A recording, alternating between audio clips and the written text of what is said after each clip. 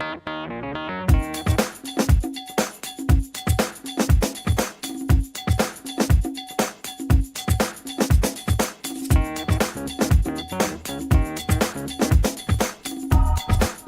name is Julie Drennan, and I work with Metro South Adult Basic Education.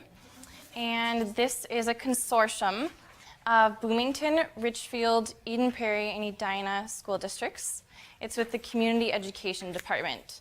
It kind of gets forgotten because a lot of people like K-12 better, but this is equally important.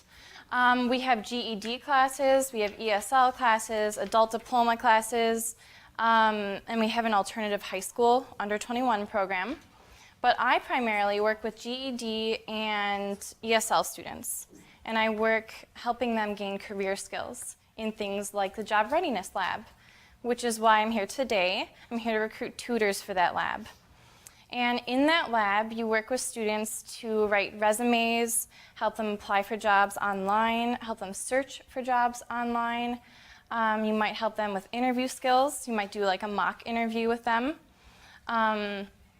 Basically, you sit down with them for an hour and 15 minutes, or actually it's going to be divided. So you'd be with one student for the part of the time, and then a second appointment. And you meet with them and you see what they need to work on to obtain employment. And you might be thinking, oh, like I'm not an expert in writing a resume. I hardly know how to apply for jobs online. But the thing is, you have one skill that my students don't have, and that's speaking English. And with that, you can figure out online job applications. You can make a resume way more correct than ESL students ever could. And it's so valuable and so needed. It's the step that they need to go from education to employment. Many of our students are low income. In fact, I'd say majority, although we don't ask them to report it. I know that some of them have said they don't have gas money to come to school. And this is because they do not have the English skills needed for employment that would fund their family. So you hear a lot of sad stories, you hear a lot of inspiring stories of students who have like 5 children who just moved from Iran and who now want to like make their start. It's like the American dream, but in 2012. And they're so grateful for help. I work in Job Readiness Lab myself, and just today a student gave me baklava because she was thankful for help on a resume. Not that you should do this for baklava, even though it's awesome.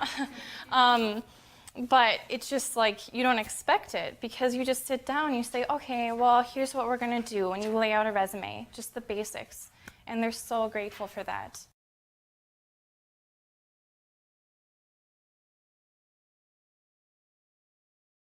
And from there, we'd have a phone conversation, and I would send you the application materials.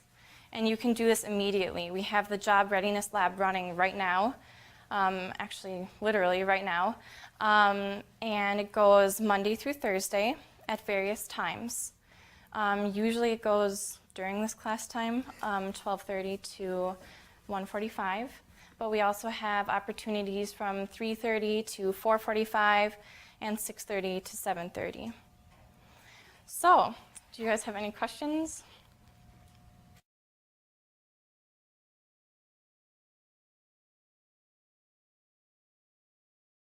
Yes, there's definitely training. I provide it.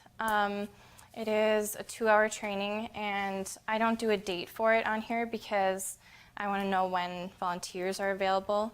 So I get everyone together and I go through my expectations for resumes and my expectations for working with students.